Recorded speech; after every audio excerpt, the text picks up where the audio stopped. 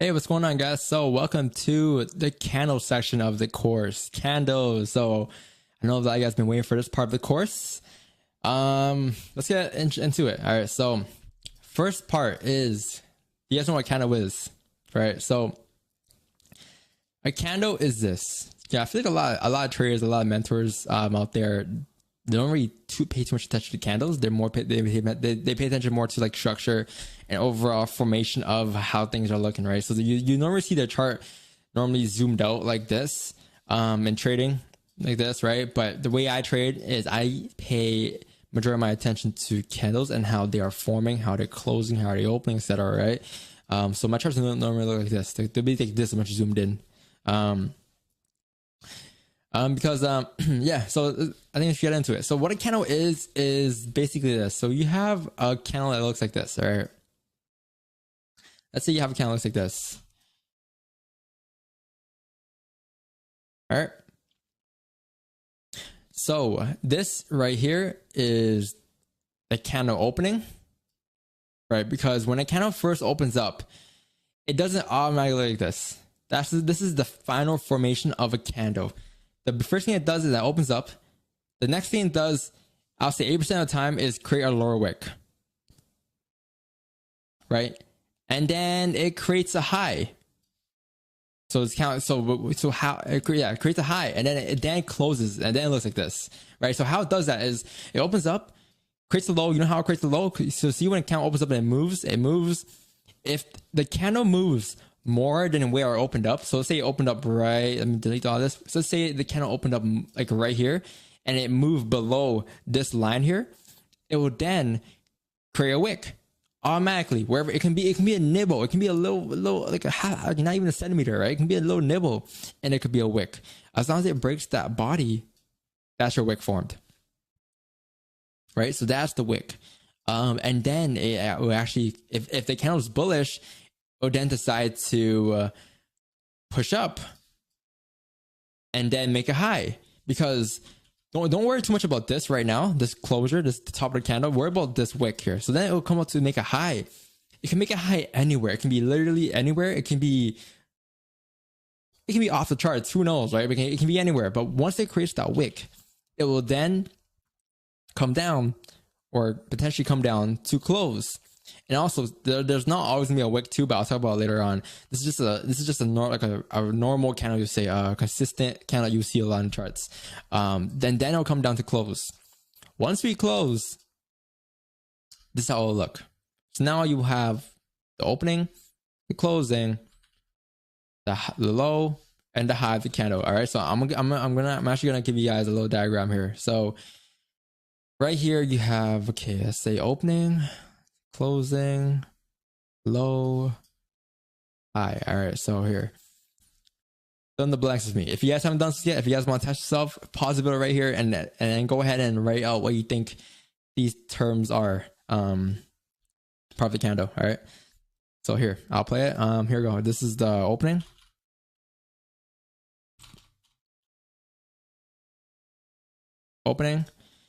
And then you have the low, and then you have high, and then you have closing. This is a candle, right? That's it right there. You have opening, you have a low, you have a high, and then you have a closure, right? So this is what makes up a candlestick. One candlestick in a day. I'm not sure how many candles are formed. I can tell you, I'll give a little brief explanation of it though. Here you go. I'll go ahead and talk about this. So in a day, it goes kind of like by weekly, daily, 4 hour, 1 hour, 30 minute, 15 minute, and 5 minutes, obviously, right? And so on and so forth. There's always like 6 minute candles, there's like 10 minute candles. There's those candlesticks, but I don't really use those candlesticks, to be honest with you.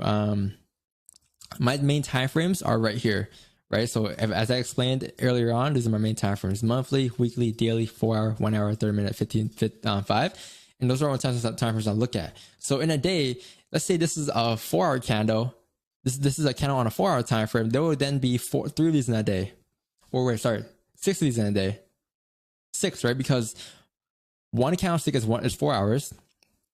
4 times 3 is 12. 2 times 12 is 24. There's 24 hours in a day, therefore there's 6 4-hour candles in a day.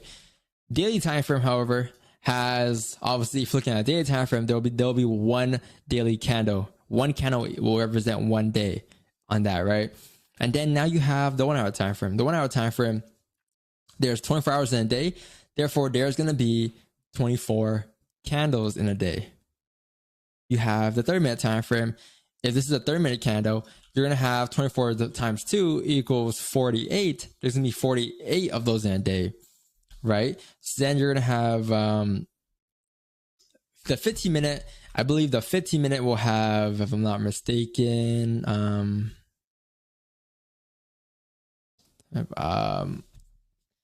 15-minute will have 48 times 2.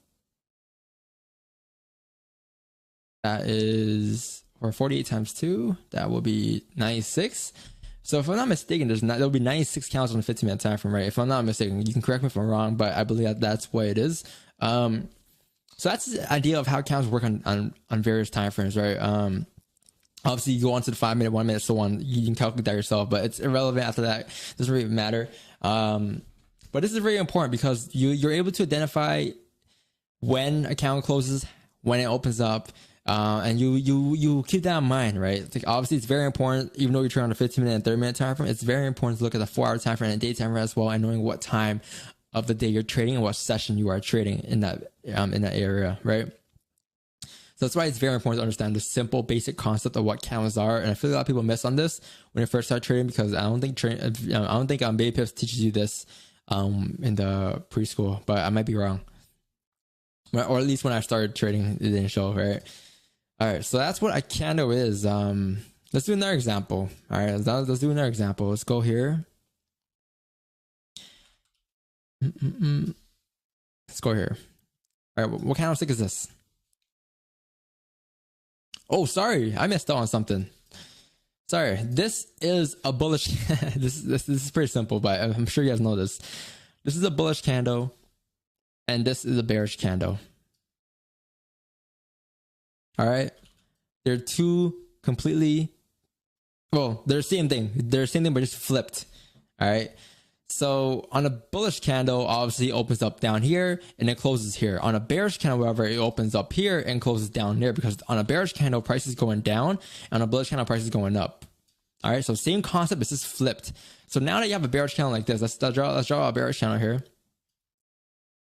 What do you have in this situation now? Right, this is a candle. This is same concept. If this is a bearish candle, and open up bearish, where would it go? This would be the high, or sorry, yeah, that would be the low. This would be the high, or you can say low. It doesn't really matter, right? As long as you can identify that. So let's say this is a low, this is a high, this is a low of a candle, high, low, and then you have the opening and the closing.